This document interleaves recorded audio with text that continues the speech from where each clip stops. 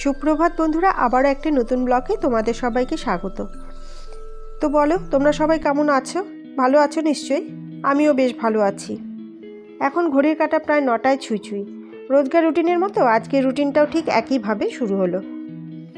সকালে ঘুম থেকে উঠে ফ্রেশ হয়ে নিয়ে 1 কাপ এনার্জি ড্রিঙ্ক, মানে 1 কাপ লিকার চা আর কি, খেয়ে নিয়ে লেগে পড়লাম সকালের কাজে। যাই হোক, সকালে কাজকর্ম প্রায় সবটাই শেষ করে নিয়েছি। তারপর স্নান সেরে চলে আসলাম পূজা দিতে। সকালে ঘুম থেকে ওঠার পর দেখবে এই সংসারের কাজগুলো একটার পর একটা একেবারে ছন্দ মিলিয়ে করে যেতে হবে। একটুখানি ছন্দপতন হলো কি তাহলেই দেখবে একটা বিশৃঙ্খলা লেগে গেছে। আজকে মোমের স্কুল ছুটি, সেও বাড়িতে আছে। আর সে বাড়িতে থাকা মানে তোমার কাজের শেষ নেই। কিছুক্ষণ বাদে বাদেই দেখবে এটা দাও সেটা দাও লেগেই আছে। এদিকে কর্তামশাইয়েরও অফিস যাওয়ার সময় হয়ে গেছে। পূজাটা শেষ করে নিয়ে ওকে ব্রেকফাস্ট করে দেব। ও ব্রেকফাস্ট করে তারপর যাবে অফিসে। আমার সংসারে এই সকালের দিকটাতেই একটু কাজের চাপটা বেশি থাকে। ঠিক বেশি থাকে বলবো না, আমি স্বেচ্ছায় এই চাপটা নিজের ঘাড়ে নিয়ে নিয়েছি আর কি। কেননা আমার এখানে হেল্পিং হ্যান্ড বলতে আর কেউ নেই, আমাকে নিজেকেই করতে হবে সবটা কাজ। তবে মোমের পাপাও মামাকে মাঝে মধ্যে অনেকটাই হেল্প করে দেয়। তাই ভাবি সকাল সকাল যদি বেশিরভাগ কাজটা শেষ করে নেওয়া যায় তবে শেষের দিকে নিজের জন্য অনেকটাই সময় বেঁচে থাকে।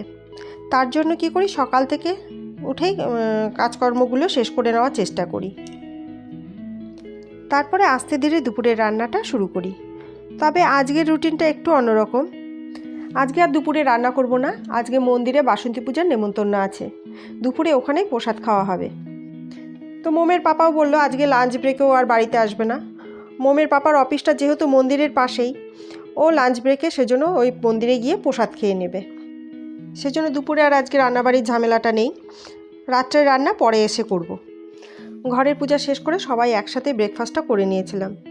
তো যাই হোক, মা আর মেয়ে এখন রেডি হয়ে গেলাম, দুজনেই এখন বেরিয়ে পড়ব।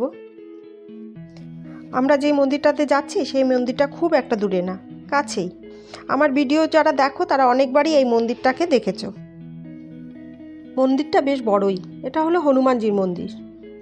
তো চলো এবার যাওয়া যাক।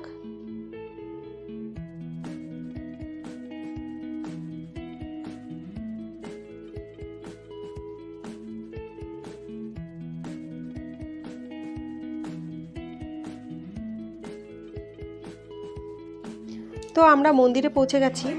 পূজা অনেকক্ষণ হয় শুরু হয়ে গেছে।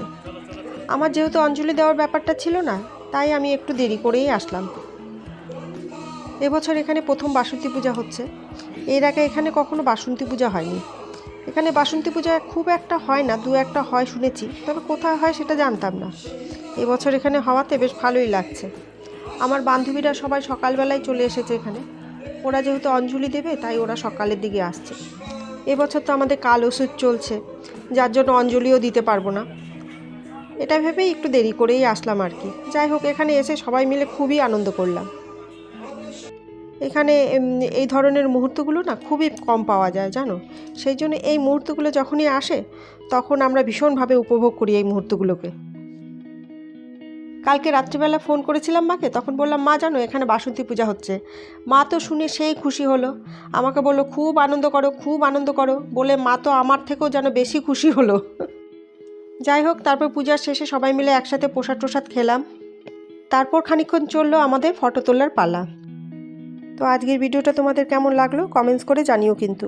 যদি ভালো লাগে তবে একটা লাইক দিও। আজ তবে রাখছি, দেখা হবে পরবর্তী ব্লগে। ততক্ষণ তোমরা সবাই সুস্থ থেকো, ভালো থেকো আর নিজেদের যত্ন নিও।